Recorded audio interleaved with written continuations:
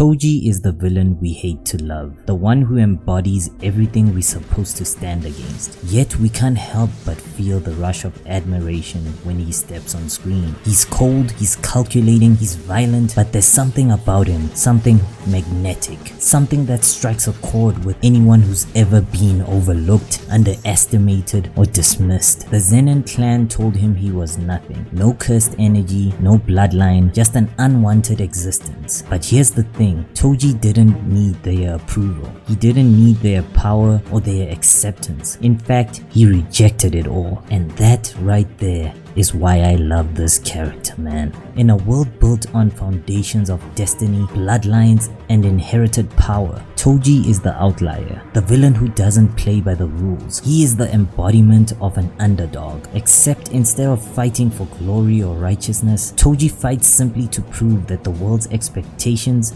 mean nothing. He's not here to be a hero, he's not here to be a villain, he's here to rewrite the damn rules. Okay, job's done.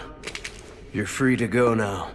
What makes Toji truly dangerous isn't just his physical strength or his deadly skills, it's his mindset, his refusal to bend to the whims of fate. Toji was born with nothing, no cursed energy, no family legacy. He was the lowest of the low, but that's exactly what made him so powerful. He took his weakness and turned it into a weapon. He didn't need power to make an impact. He made the world bend to his will with pure, unrelenting resolve. When we first introduced to him, he's this guy we want to see lose. He's smug, he's a jerk, he's an arrogant, egotistical villain who wants nothing more than to destroy everything in his path. And yet, as the story unfolds, we realize something. Toji is everything the world tells us we can't be.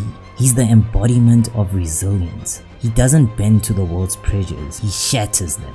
In every fight, every confrontation, you feel that unyielding force. He's not here to ask for anything, he takes it. The Zenin clan thought they could break him. They thought they could cast him aside like some useless tool, but they only created a monster, a man who thrives on pain, a man who grew stronger every time they told him he was weak. And that's something I can't help but admire. Because who among us hasn't felt like the world is telling us we are not enough? Who hasn't faced moments where everything seems stacked against them? Toji's not a traditional villain. He's not evil for the sake of evil. He's not a tyrant who seeks to control others. Toji's fight is personal. He's fighting against a world that never gave him a chance. And in that fight, he becomes something more than a mere antagonist. He becomes symbolic. He represents that part of us that refuses to let the world dictate our worth. The part of us that, despite being told we are nothing, pushes forward because we know we're something.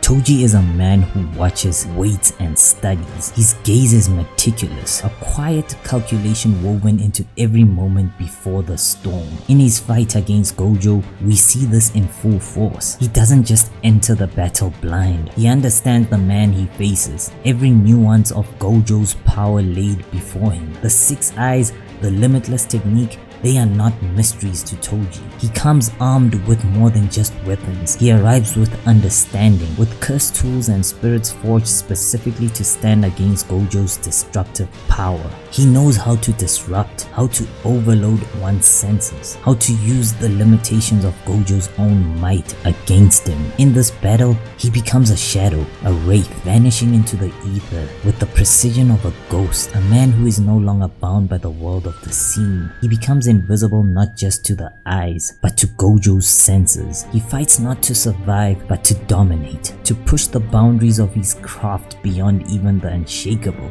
Against Geto, the same brilliance emerges. Toji, always the tactician, instantly sees the cracks in his opponent's defense. He gets that Geto's strength lies in distance and control, but up close, in the maelstrom of raw, unrefined chaos, Geto falters. Toji knows this.